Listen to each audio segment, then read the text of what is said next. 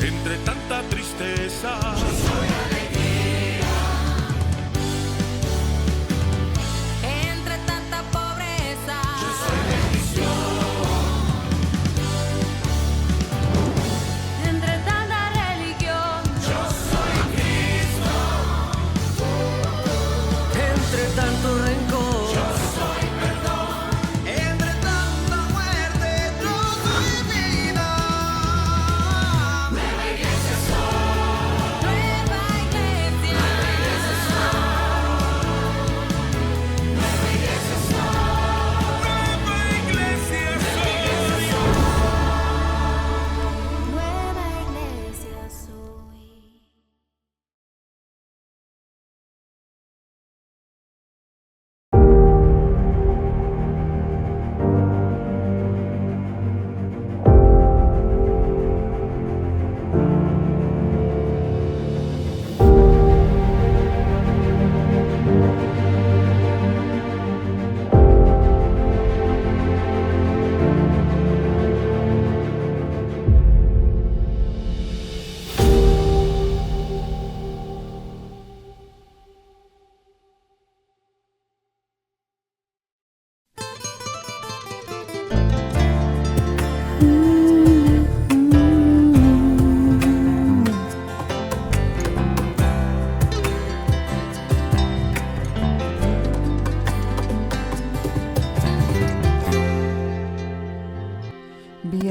Bienaventurados quienes forman parte de Dios, pues no tropiezan.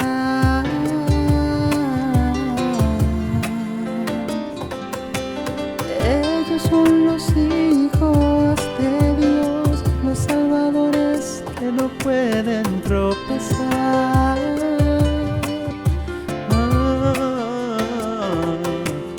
Tienen una marcha ininterrumpida, vertical, ascendente, siempre hacia arriba, creciente en su manifestación, cada vez mayor unción, cada vez más sabiduría, cada vez mayor demostración de espíritu y poder.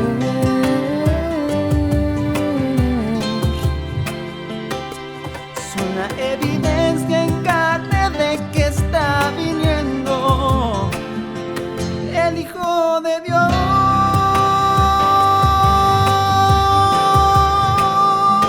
El Hijo de Dios,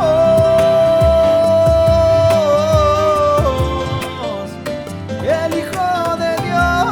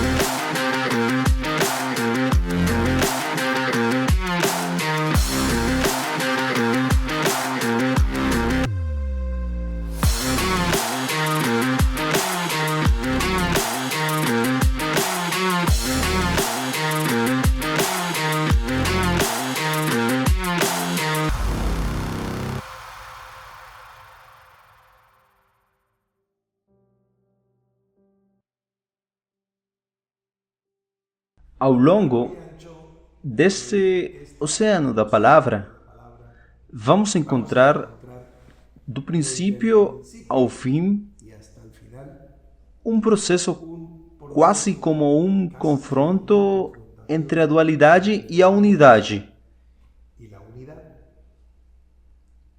No começo, tudo estava em unidade.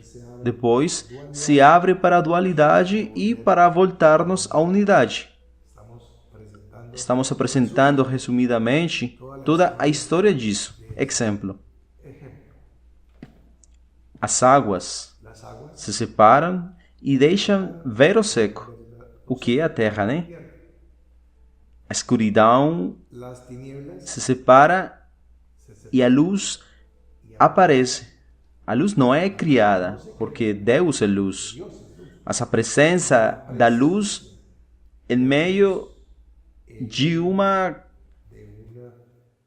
condição que era escura. E então, o dia e a noite, as águas acima e as águas abaixo, a mulher saiu do homem. Então, há uma unidade original, primitiva, e depois uma dualidade. Sua própria Bíblia, como é o nome desse documento, tem duas partes: a Antiga Aliança e a Nova Aliança, o Antigo Testamento e o Novo Testamento. Dois. Mas no começo era um, e no final era um. Que ninguém tenha a menor dúvida. No final, Deus propôs reunir todas as coisas. Todas as coisas. Deixe-me ver. O que é a expressão todas as coisas exclui? Eu acho que nada. Acho que todas as coisas estão incluídas. O propósito de Deus é reunir todas as coisas em Cristo. E se é o propósito de Deus, é o que Deus propôs. E é o que Deus está fazendo e é o que Deus vai fazer. Também para isso não tenha a menor dúvida. Muito bem. Nessa ordem de ideias, na Epístola aos Hebreus, quem quer que a tenha escrito, ela é atribuída ao apóstolo Paulo. Obviamente não. Mas isso não muda nada. O importante é que está lá. E as coisas que foram escritas não foram escritas para debate, mas para o nosso ensino. Foram escritas, então as estudamos e encontramos duas colunas, dois personagens, Moisés e Jesus. Forte, especialmente para essas pessoas que foram treinadas na primeira parte das Escrituras,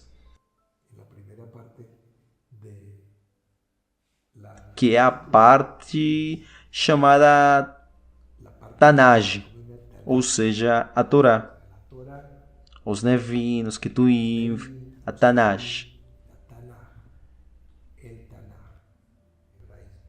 Mas e os Evangelhos e as Epístolas e toda essa história de Jesus, bem, as Escrituras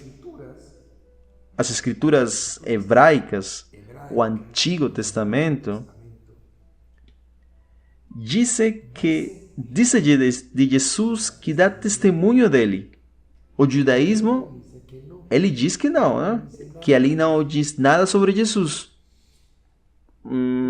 Então aí, não estou dizendo que alguém esteja mentindo, mas alguém está errado. Uma religião está errada.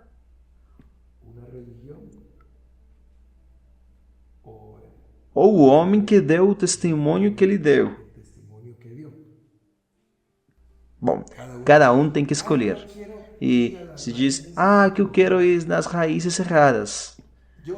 Eu quero ser areia no deserto.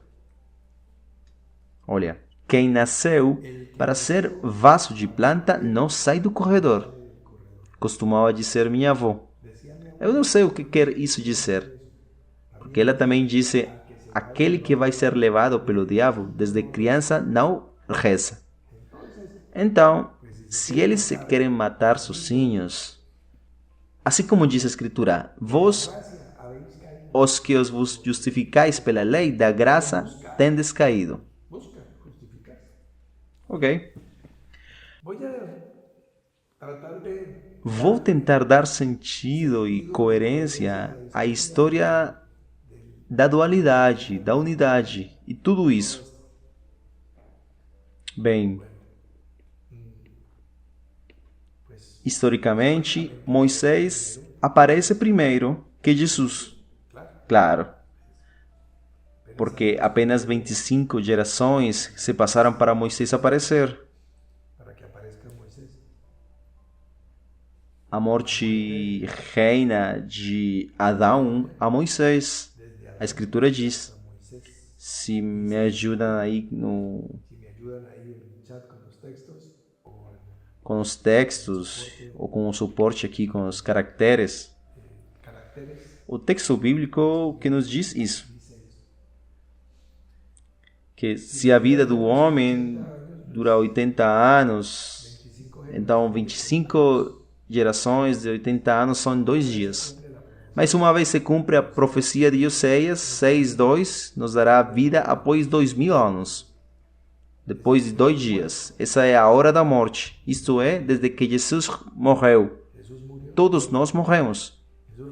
Jesus ressuscitou 2 anos de pura fé.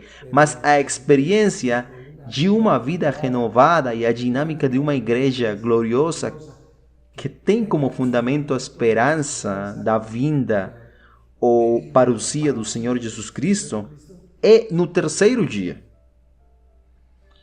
Não podia ser há 1000 anos nem há 500 anos. Não podia ser.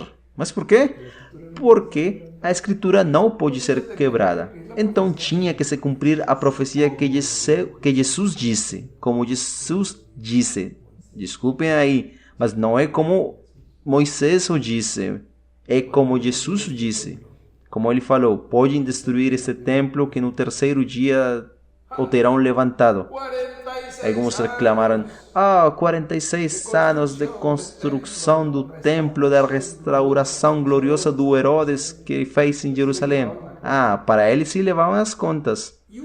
Mas pensaram que, então, um homem vai levantar aquele templo no 3º dia, que está possuído pelos demônios, está louco, está lunático. Mas foi cumprido. Acaso ele estava falando sobre seu corpo de 75 quilos? Ele estava falando sobre o templo, seu corpo, onde está você, onde estou eu, como membros. E ao 3º dia, o ressuscita dos mortos. Por quê? Porque nós éramos como ossos secos no vale, mortos em nossos delitos e pecados. Mas o corpo de Cristo está ressuscitando, vitorioso e glorioso. E está crescendo em estatura. Ele não está de fraldas. Claro que não. Nem está na medida da plenitude de Cristo. Também não. Porque já sabemos que a plenitude de Cristo é a igreja gloriosa. Uma igreja santa, sem mancha, sem rugas, aperfeiçoada, que realizou o que deve realizar. Se formos apenas uma horda, um bando de crentes e não de atuantes, falamos, acreditamos em Jesus, que lindo Jesus. Então, se fosse por isso, ainda estaríamos muito longe. Mas pela graça de Deus, cada dia mais e mais, pessoas, jovens, velhos, mulheres e homens, independentemente de qualquer nacionalidade, de qualquer posição política, de qualquer debate polêmico sobre sexo, sobre esporte, sobre qualquer coisa racial, social, sem fazer discriminação, mais e mais pessoas estão tendo uma consciência clara do que Cristo significa.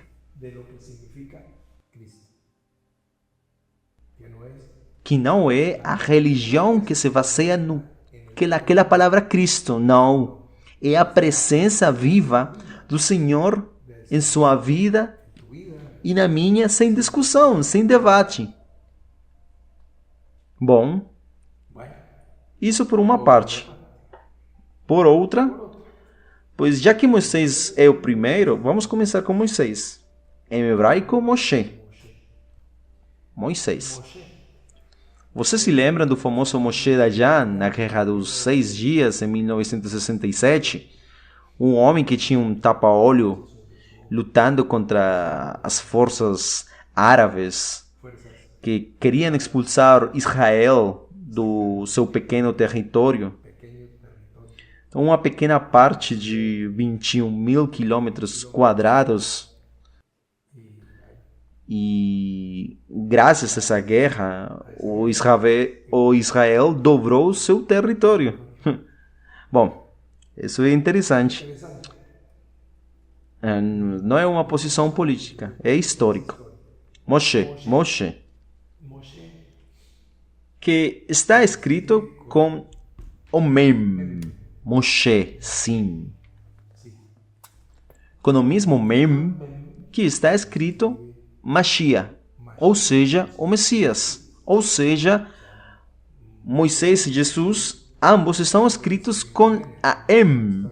Não estou falando sobre Yeshua, mas sobre Mashiach, sobre o Messias. Moisés e Mashiach, Mem. E o valor numérico de Mem é 40. No caso de Moisés, como vocês sabem, ele é marcado pelo número 40. Ele viveu 40 anos no Egito.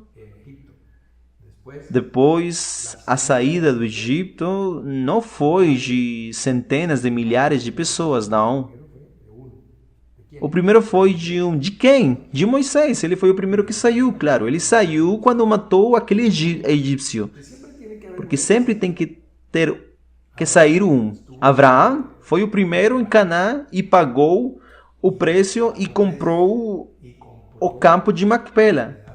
E foi lá que enterrou a Sara. E já que ele já tinha um imóvel adquirido, uma propriedade por um preço, não estou citando como presente. Não. Isso foi pagado como um preço. Então precisava haver um Abraão em Canaã para que ele pudesse entrar mais tarde no povo de Israel. É necessário então também que Moisés vá e tome uma esposa em Madian. Bom, etc. Então, ele sai de 40 anos e está morando por 40 anos no Egito. Ele está no deserto 40 anos para ter autoridade, para guiar o povo. Ele deve ter experimentado o que está fazendo, dizendo, vivendo, liderando. Ele foi o seu primeiro piloto nesses 40 anos. Então, já no 40, os 40 anos no Egito e 40 anos no deserto, volta depois do encontro de Hai Yasser. E volta aos 80 anos, ele lidera Israel para fora de Egito por mais 40 anos. Então, 40 e 40 foram os dias de Noé. 120 anos. 120. Em outras palavras, está marcado pelo Mem, de Moshe. Bom, então também está a palavra Mashiach, que foneticamente é a mesma gramaticalmente. Também aqui os caracteres aqui vão nos ajudar. Que é tirado, ou seja, de tirar. Ou seja, eu posso tirar algo do meu bolso. Então Moisés foi tirado. Foi tirado do Egito e Moisés tirou o povo do Egito e tradicionalmente ensina na Mashiach como sendo tirada das águas. As águas são Magim, que também está com Mem. Eu estou com o plural como Elohim. Eli, Elohim, plural. Magim. As águas. Então, Moshe, Mashiach, Magim, Moisés, tirado das águas. Sim? Né? Tem a ênfase no Mem. Porque é ele que vai nos... Esta M que nos vai identificar, esta primeira parte que estamos falando, que é Moisés com seus 40. Porque tem um período, desde que aparece o primeiro Adão até o último, tem 40. 40 ciclos, ou séculos. São 4 dias, 4.000 anos. E desde que o Messias até você que está me ouvindo em sua casa, há 2 dias, então para esses 6 dias, agora sim, o que vem a seguir seria o 7º dia. Vem um dia e vocês sabem que um dia é como 1000 anos em Nosso Senhor, Rei, e o dia 7º que vem aos céus. Então, muito bem. Então, nos céus aqui estamos, porque já fomos pagos por um preço muito alto e Ele nos adquiriu. Um povo adquirido por Ele. Então, estamos amando sua vinda, preparando as condições para sua vinda pessoal. Entretanto, já que o reino está chegando, estamos trazendo a demonstração do Espírito e do poder de Deus. O resto seriam fábulas artificiais ou palavras que o vento leva, a conversa vã, que a Escritura diz. Então, esse é o período de 40 do homem. 40 ciclos.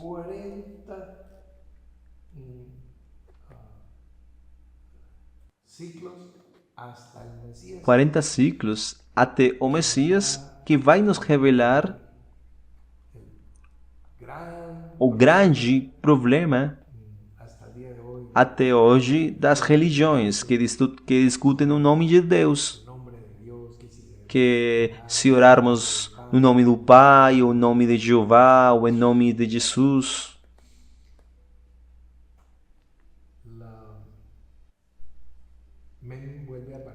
a Mem reaparece ali, mas com Mashiach volta a apresentar a mesma fonética de Moshe, Mashiach, Mashá, Hashem. Hashem, que significa o nome. O nome não é para nós debatermos como é pronunciado. O Yod Het Vav Hei. Se se pronuncia Javé, se se pronuncia Jeová, eu não sei. Mas sei que não se pronuncia Javé nem se pronuncia Jeová. Eu sei algumas outras coisinhas. Há algumas coisas que não sei, algumas eu sei. Por exemplo, eu sei que há um novo nome que será revelado aos vencedores. Então, se é novo, é porque não foi usado. Então, não será revelado quem vencer, eu lhe darei o meu antigo nome, não. E também para o vencedor há um novo nome. Então, eu não estou preocupado se dizem, irmão, porque se você tem tantos amigos que mudam de nome, por que você não mudou também? Eu vou mudar isso também. Não se preocupem. Mas eu tenho um amigo que me ama, como disse em uma música. E ele tem um novo nome para mim, sim. Mas só tenho que fazer algumas coisas e vencer, e terei meu novo nome. Não pense que não. Mas não tenho pressa. Como ele me disse, não tenha pressa de nada. Não é por isso que eu não mudei antes. Mas sim, claro que eu quero mudar. Mas não vou ficar irmão Alfredo. Não, claro. Por isso digo, há pequenas coisas que eu sei, há outras que não, e outras que eu sei que não digo, e outras que... Mas aquelas que eu digo é porque as conheço. Bem, então é um processo de Moshe. Foi Moshe dos Magim. Temos que tirar esse instrumento de liberação. Temos que tirá-lo, não das águas do rio Nilo, como conta o Éxodo. Não. Temos que tirá-lo dessas águas. Temos que tirá-lo daqui. O que é? Qual é o Moshe e qual é o Mashiach? Onde está a Mem? Onde está esse 40? E vamos vê-lo e vamos selecioná-lo. Claro. Existem 2 reis que não foram descartados, que viveram completamente em sua unção, que foram Davi e Salomão, e ambos reinaram por 40 anos, 2. O mesmo que Moisés e Jesus. Bom, então, Jesus é o senhor da casa. Moisés, pois, é um servo fiel daquela casa. O homem esforçado e trabalhador. O homem mais manso da terra. Etc, etc. Jesus não disse que ele era o maior. Ele disse que o João era o maior. João Batista maior que Moisés, porque disse: entre todos os que de mulher têm nascido, não apareceu alguém maior do que João o Batista. Mas o menor no reino dos céus, que pode ser você ou que pode ser eu. Nós somos maiores que João. Portanto, somos maiores do que qualquer um dos homens mortais deste mundo. Porque nós, porque como nosso reino não é deste mundo e a morte não tira a nossa vida. Não é um trava-língua. A morte não tira a vida de nós porque a nossa vida está escondida em Cristo, nos lugares celestiais. Então não fazemos parte dos mortais, mas dos imortais, porque nós não morremos nem morrendo. Se você pode acreditar nisso, estou muito feliz. Se você não conseguir acreditar, rume-lo. Tente analisar, digerir. Por quê? Porque é assim.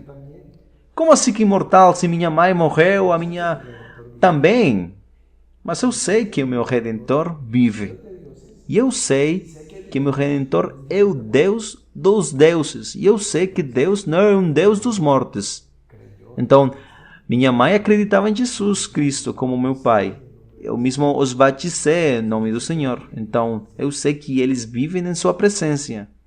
E se você ir hoje, ou eu ir hoje, então a morte não tira a minha vida, não. Ninguém pode tirar isso de mim. Assim está escrito. Quem vai arrebatá-lo? Arrebatá-la da mão de Deus.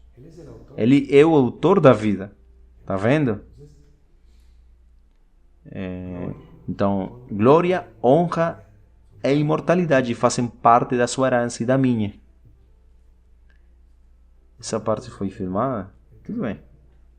Mas é verdade. Bom, então. A história não termina aí com Moisés. Naquela tremenda dificuldade que por lei ninguém jamais foi justificado. A lei foi escrita em tábuas de pedra. E Deus escreve isso também na pedra do seu coração e do meu.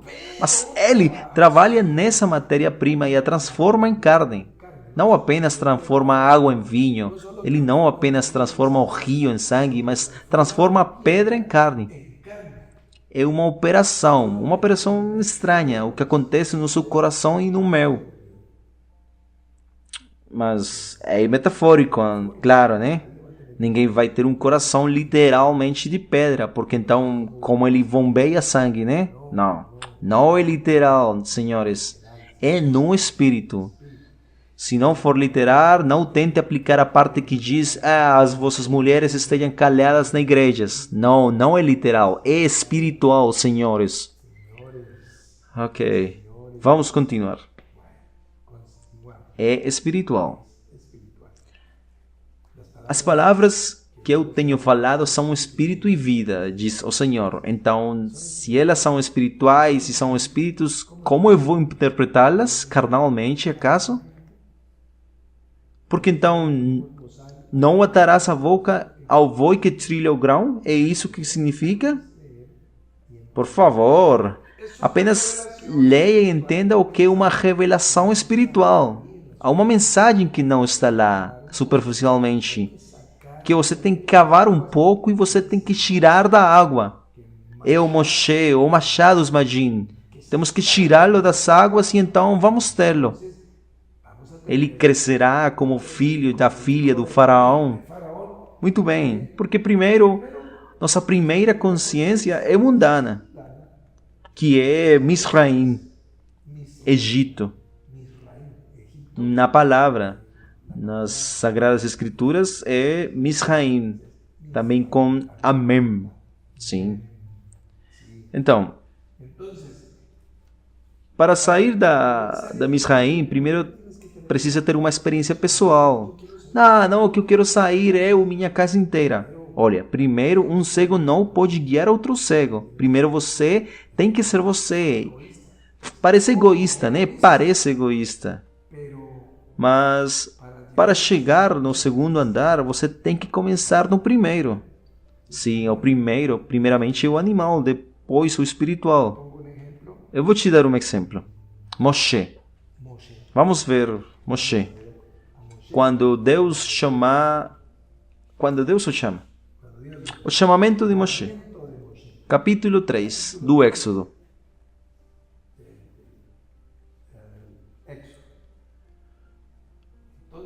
Então, Moisés está andando no campo, pastoreando as suas ovelhas. E o anjo de Jeová lhe apareceu em uma chama de fogo, no meio de uma sarça. E ele olhou e viu que a sarça ardia em fogo, e a sarça não se consumia. Então Moisés disse: eu irei agora e verei aquela grande bênção. Por que a sarça não se queima? Ele tem apenas uma mentalidade curiosa, científica. Claro, porque ele foi formado lá na corte acadêmica do faraó. E Jeová, vendo que ele ia ver, quando ele viu que já estava se aproximando, ele falou: não, eu não vou deixá-lo ver isso daqui. Isso que parece fogo, mas não é fogo. Mas não vou deixá-lo chegar perto também. Então ele chamou bem de longe, no meio da sarça, e disse para Moisés: oh, Moisés! E ele respondeu: Hineni, eis aqui que eu estou. E ele disse: não se aproxime. Ele não o deixou se aproximar, não ficar curioso. Tire os sapatos dos pés, porque o lugar onde você está é a terra santa. E ele lhe disse: eu sou o Deus de seu pai, o Deus de Abraão, e o Deus de Isaac, e o Deus de Jacó. Então Moisés cobriu o rosto porque estava com medo de olhar para Deus. Ok. Eu vou adiantar um pouquinho aqui. Deus está comissionando para ir ele para o Egito e falar com o faraó e trazer o povo para fora. Bom, essa é a missão. Eu enviarei a faraó para tirar o meu povo, os filhos de Israel, do Egito. Então Moisés respondeu a Deus.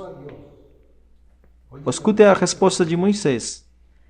Quem sou eu para ir a faraó e tirar os filhos de Israel do Egito? Aquela pergunta, quem sou eu? A primeira pergunta que Moisés ou Moshe faz a Deus.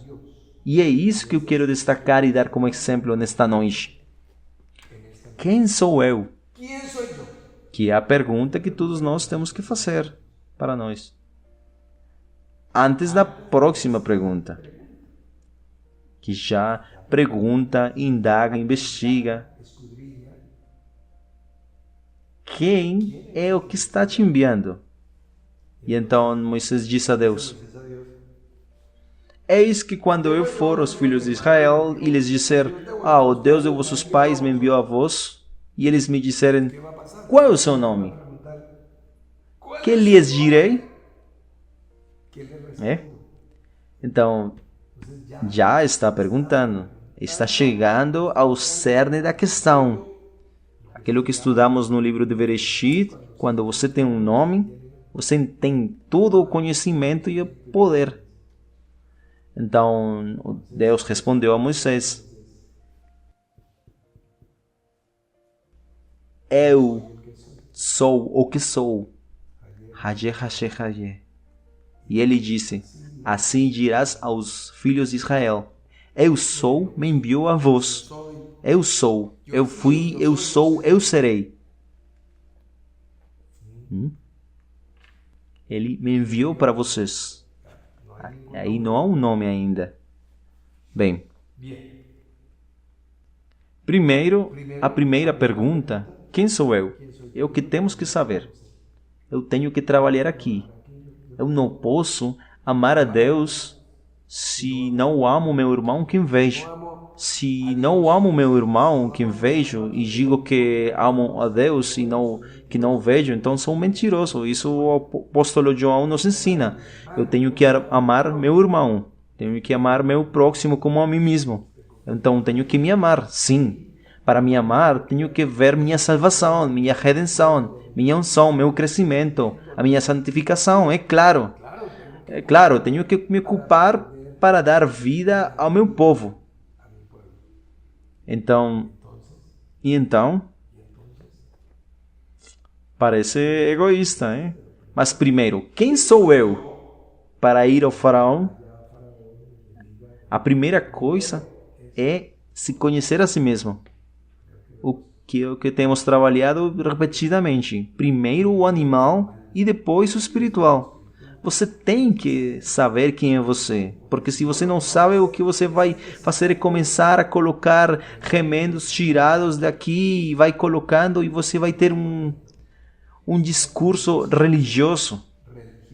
Atitudes religiosas. Oh, Deus te abençoe, irmão. Mas não se trata de uma feira ou um carnaval. Não é sobre a sua aparência, que você parecer. Não. Estamos falando do ser. Eu sou. Eu sou. É o que está comissionando. E mais tarde, ele diz: tu serás Deus para Arão, e Arão será Moisés para Faraó. Ele o delegou, não apenas como um mensageiro, mas o delegou como um Deus. É muito incrível isso. Mas tem que saber para que não fique confuso e que a fumaça suba na sua cabeça, que ele não pense que agora ele vai ser um Deus. Não, é uma delegação pontual para fazer o que tinha que fazer. Tá vendo?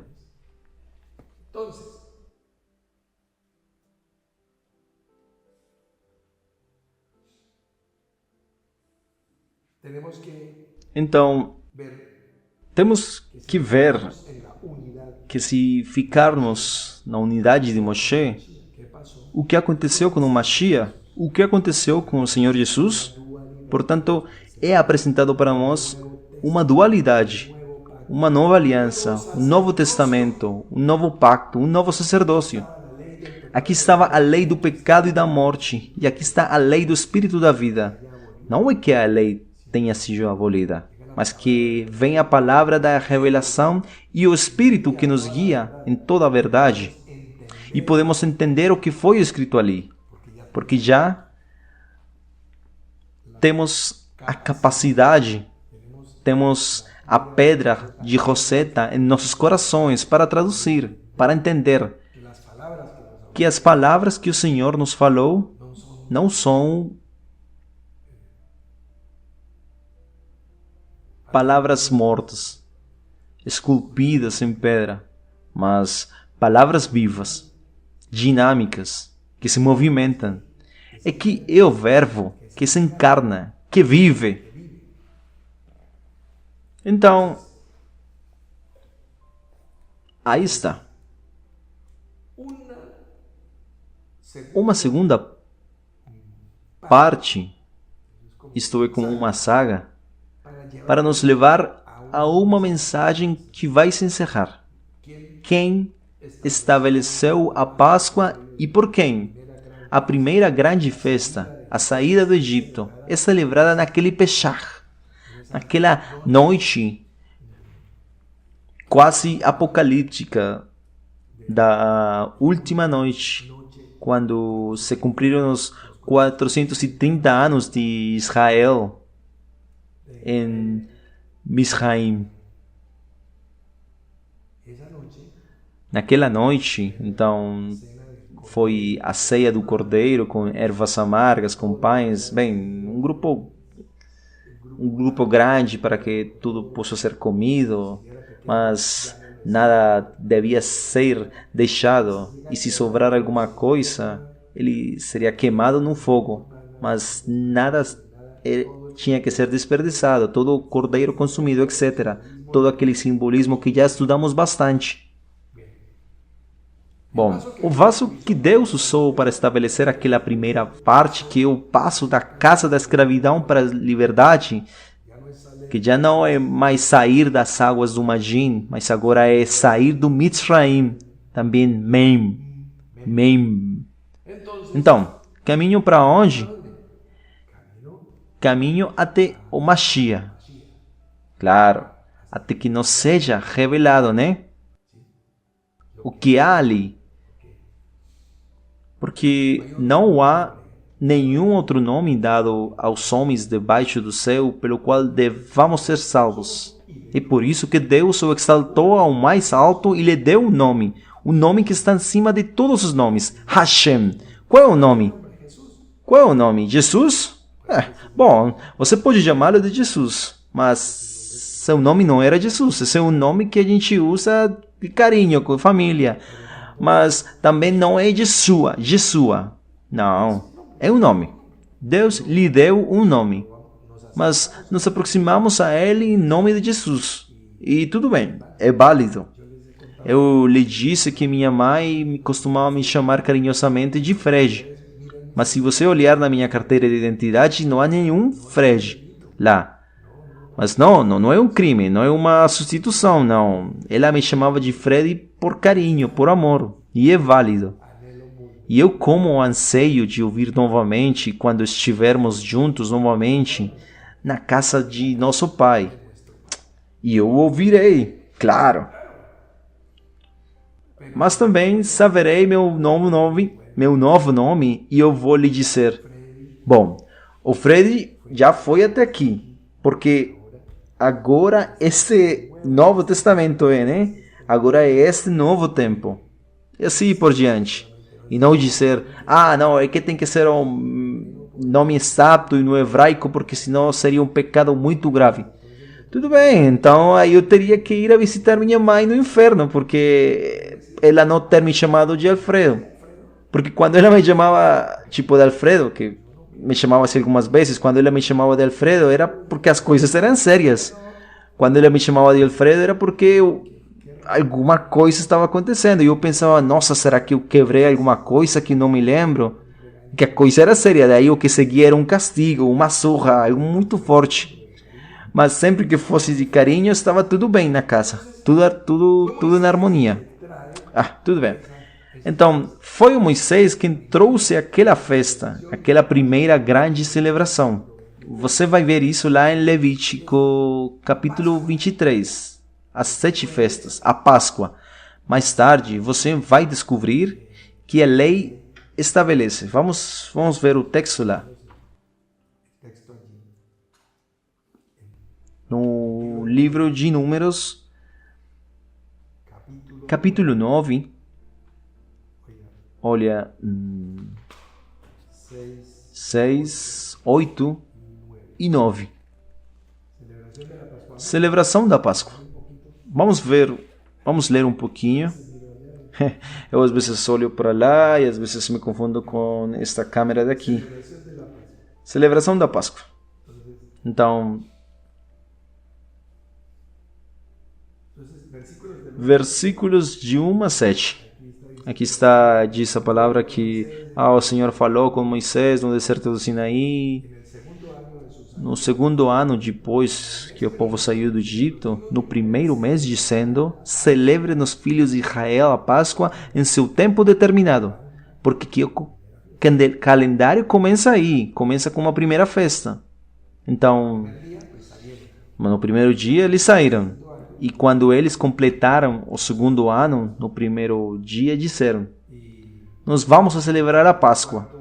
E no 14 dia deste mês pela tarde, ao seu tempo determinado, a celebrareis o dia de Nissan, bom, etc, etc. E então celebraram a Páscoa no dia 14 do primeiro mês pela tarde, no deserto de Sinaí. E houve alguns que estavam imundos por terem tocado um corpo de homem morto. e não podiam celebrar a Páscoa naquele dia. Por isso se chegaram perante Moisés e oraram naquele mesmo dia, e aqueles homens disseram-lhe: estamos imundos pelo corpo de um homem morto. Bem, a lei, né? Mas veja o que simboliza. Imundos estamos pelo corpo de um homem morto, porque seríamos privados de oferecer a oferta ao Senhor e ao seu tempo determinado no meio dos filhos de Israel. Aí o Moisés respondeu: eu não sei, né? Ele vou perguntar. Aí ele foi lá e consulta, mas ele fala: espera aí.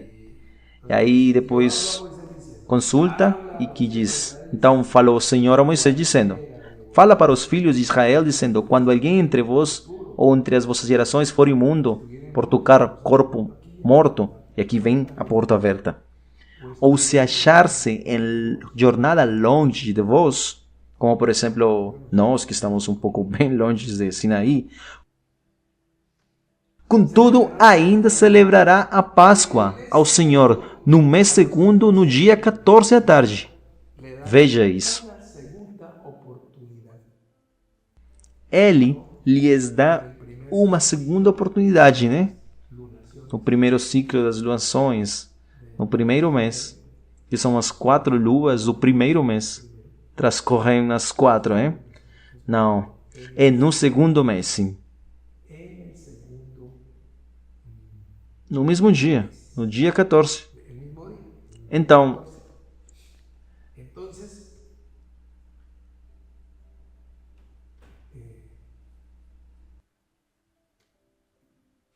o que isso está nos dizendo?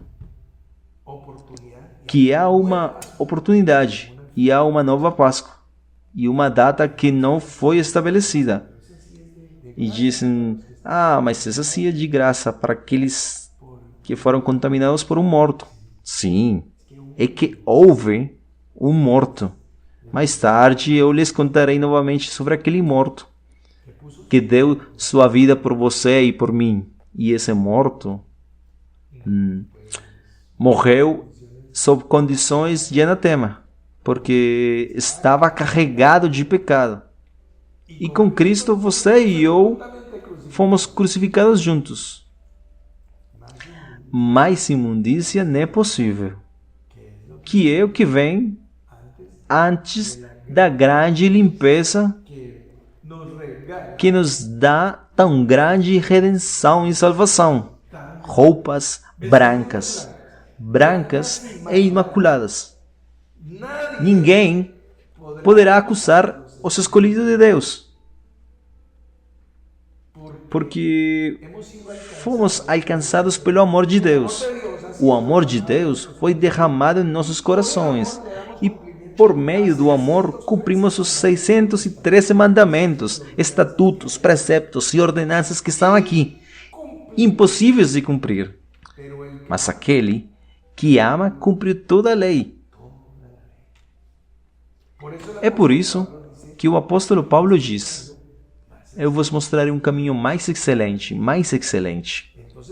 Então, quando chegar a hora, o momento culminante do ministério do Senhor Jesus, Evangelho de Lucas, vamos olhar para o Evangelho de Lucas, capítulo 22.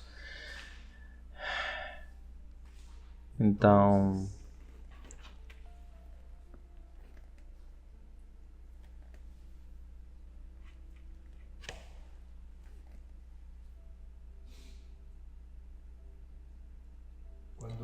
e chegada a hora, pôs-se à mesa e com ele os 12 apóstolos. E disse-lhes: desejei muito comer convosco esta Páscoa, antes que padeça. Porque o que segue é a morte. E o que segue é que ficamos contaminados para aquela Páscoa. Já nos corresponde na seguinte, e diz: porque vos digo que não a comerei mais com meus discípulos, nem com vocês, nem comigo, até que ela se cumpra no reino de Deus. que é o que foi estabelecido no livro de Números, número 9, capítulo 9. Uma segunda Páscoa, uma segunda oportunidade, um segundo Mem de Mashiach, ou de nosso Messias, de nosso Senhor, nosso Redentor. De onde isto vem? Estamos tirando daqui das águas, porque nosso Senhor foi tirado das águas da morte, como Jonás. Esta geração adúltera pede um sinal, porém não lhe será outra sinal dada que aquela do profeta Jonás. Um dia nas profundidades, 2 dias nas profundidades, e no terceiro ainda estava nas profundidades, até que o peixe sai e o regurgita na praia. O devolveu. A morte também nos devolveu o grande vencedor.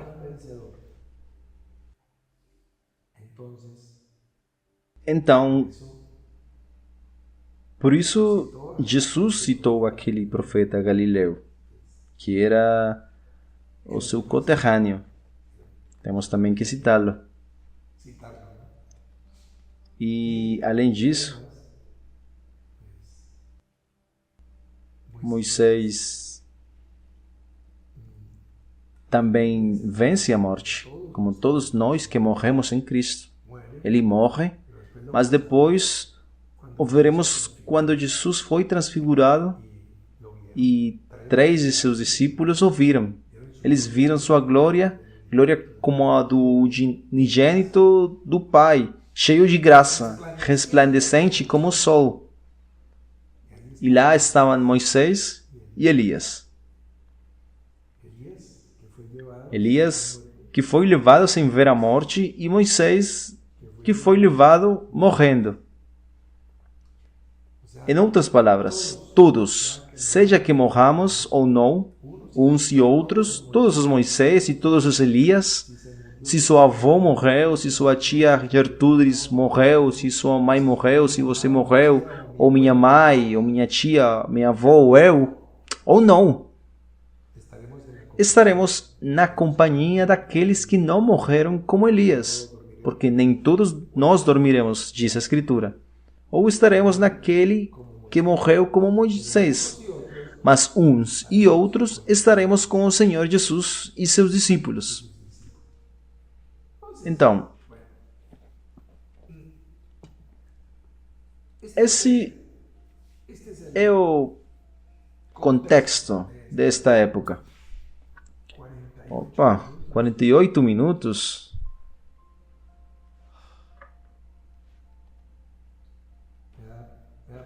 Que vergonha fazê-los fatigar.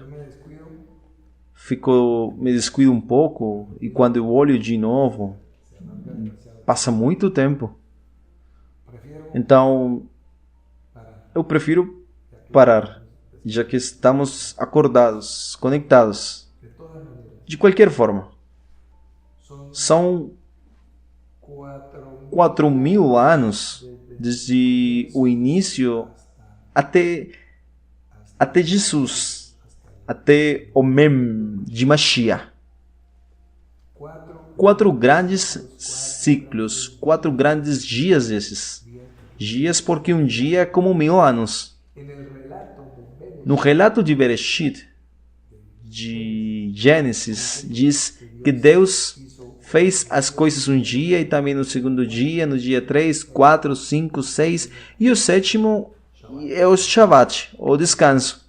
Muito bem, então nós dizemos, se Jesus é 4.000 anos depois do início de tudo, como Jesus se apresenta para nós, e com isso eu vou terminar para você posso descansar, isto é o que representa. Não é a única Shekinah que deu luz no deserto, que se tornou visível no deserto. Não. Ele é o sol da justiça, a luz que veio neste mundo. Então, se você ler, Eu não vou fazer ficar mais aqui, já estamos 50 minutos e 18 segundos. Se você ler sua Bíblia, você verá que o dia quarto está à luz do sol. Do sol. No dia primeiro a luz. Mas a luz do sol, como nossa maior luz, aquela que vai reger o dia, o sol, no quarto dia. Então, foram 4 dias desde o primeiro Adão até o último Adão. Até o segundo Mem. Não mais Moshe, mas Mashiach. Não mais o primeiro Adão, que é tirado do Adamah, mas o último. Então, não há dúvida, não há sombra de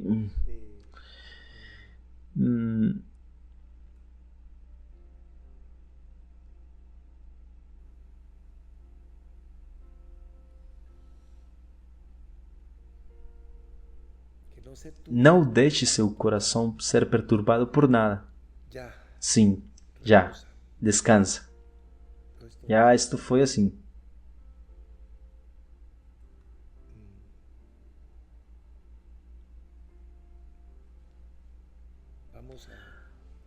Vamos fazer um tempo de oração.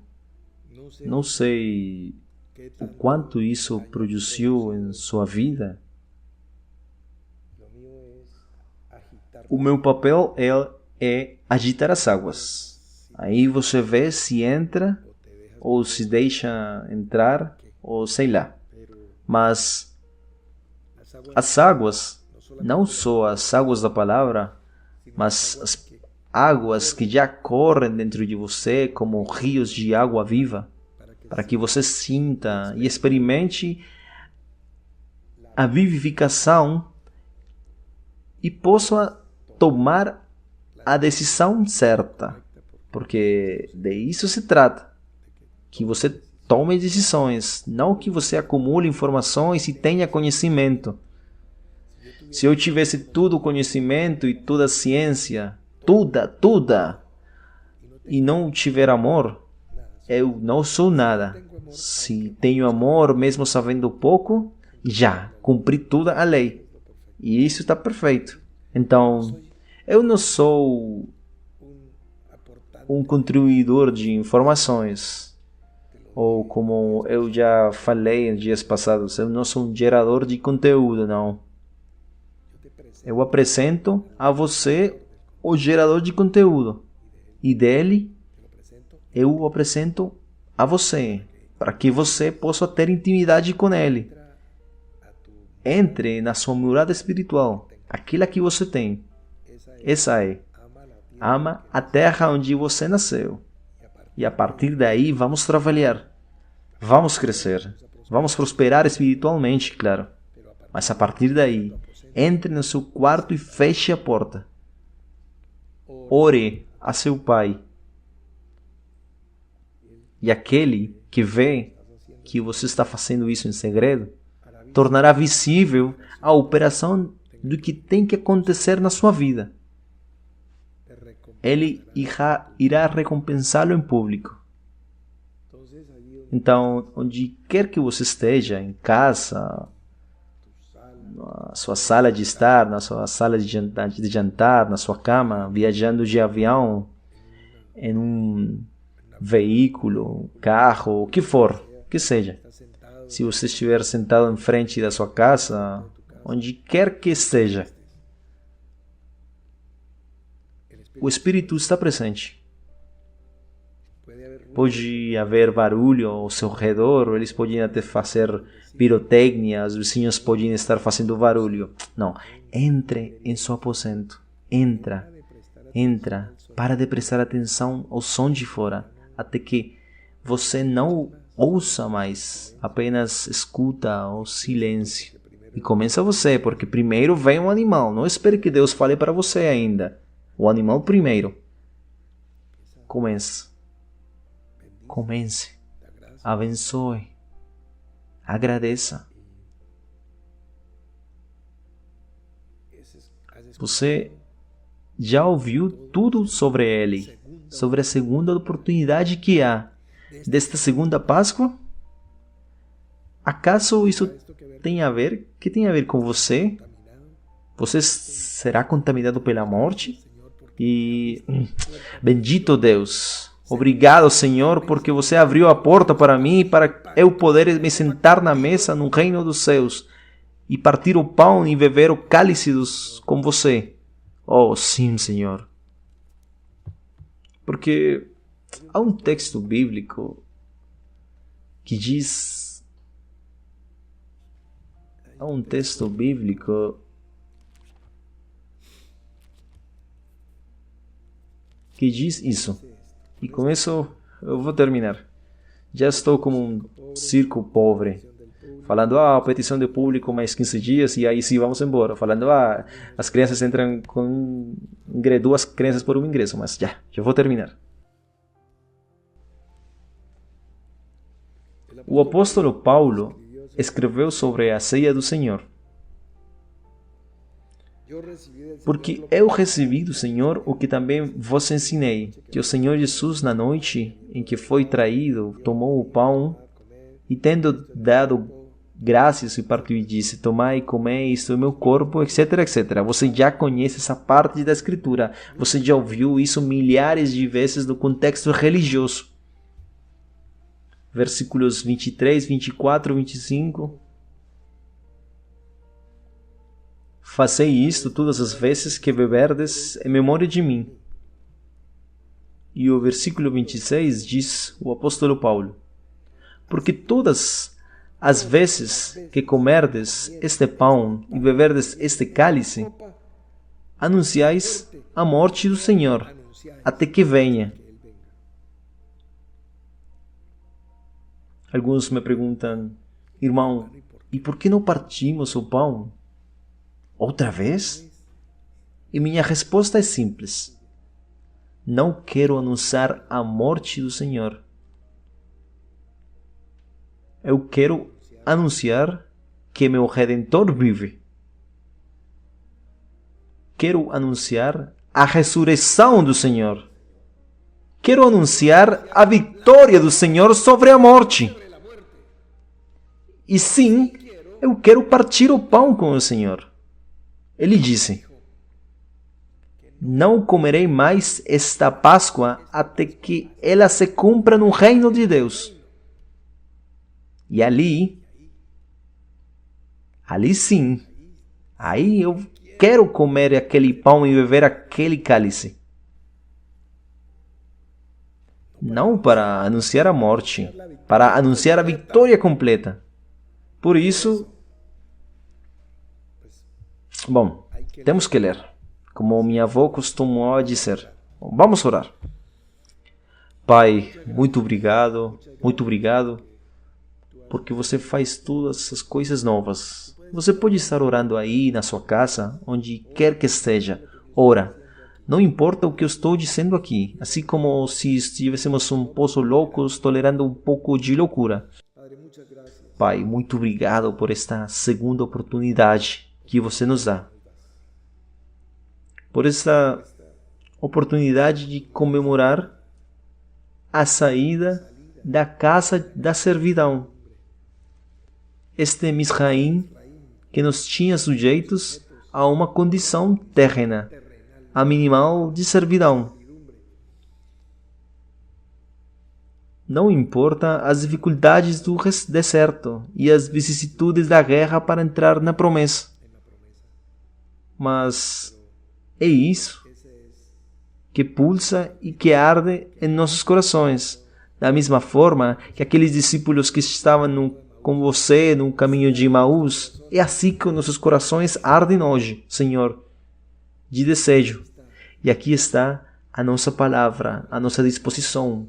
E o nosso coração está disposto. Pelo menos ele está disposto hoje, Senhor.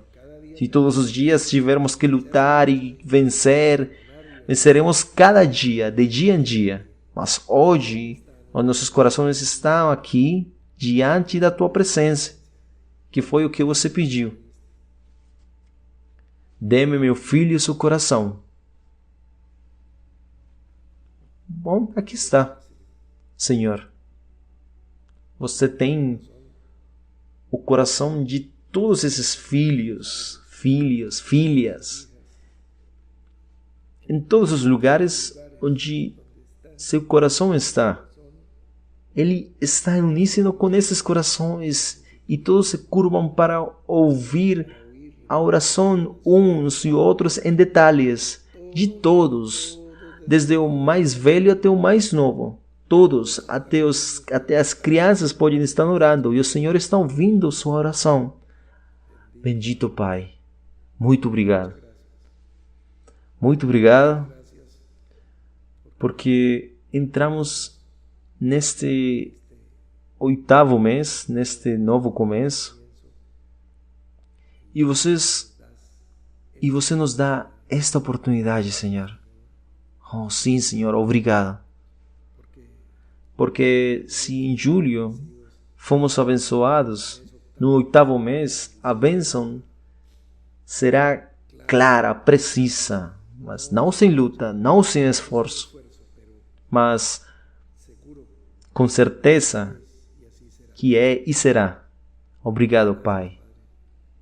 Você resgatou do grande dilúvio 8 pessoas, 4 homens, 4 mulheres, na arca da salvação. Esse 8 nos fala sobre recomeçar. E aqui estamos, Senhor, em agosto, dispostos. Se fosse recomeçar do princípio, mas com essa visão do reino, Pai, nossa, que glória, que glória. Se vamos ter um nome novo, se vamos participar do pão e do cálice com você. Então, nada pode nos separar do seu amor. Nada, nem o presente, nem o futuro. Nem morrendo, a tua vida deixa de estar com nós. Obrigado, meu Senhor. Obrigado porque a tua bênção desce sobre todos, sobre cada lar, sobre cada coração, sobre cada família, sobre cada ministério, para o momento em que tem que renascer como a ave fênix e sair completamente renovado, restaurado, fortalecido. Oh, sim, Senhor. Toda a criação geme esperando por nós, e aqui estamos aos seus pés, nos preparando para mostrar a liberdade, aquela que você trouxe através do conhecimento da verdade. Obrigado, Pai. Bendito sejas, bendito. Nós te bendicemos, Senhor. Embora seja o mais velho quem deve abençoar o mais novo, mas não temos outra palavra senão é gratidão e bênção. É o nosso incensário que sobe a tua presença, Senhor. Nosso incenso é nossa oração em Cristo Jesus. Amém. Amém. Tivemos uma reunião um pouco mais longa do que é normal, 64 minutos, 15 segundos, mas, bem, sua vida vai testemunhar se valeu a pena. Vamos continuar com a nossa assembleia e continuamos conectados de coração a coração.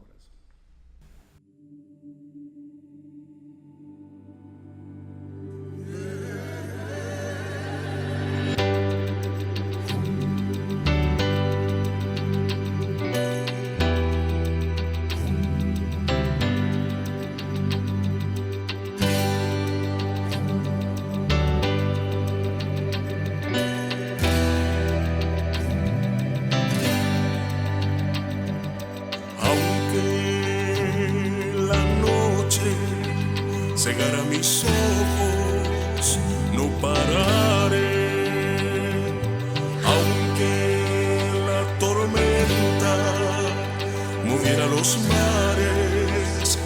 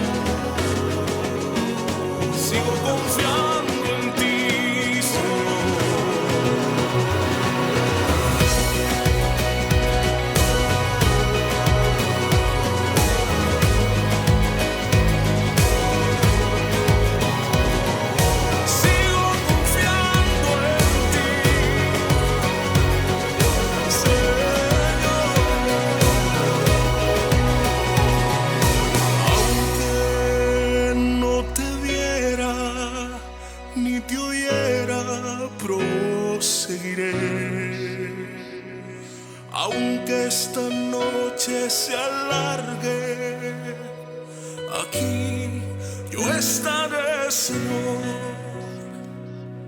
Aquí yo estaré, Señor. Aquí yo estaré, Señor.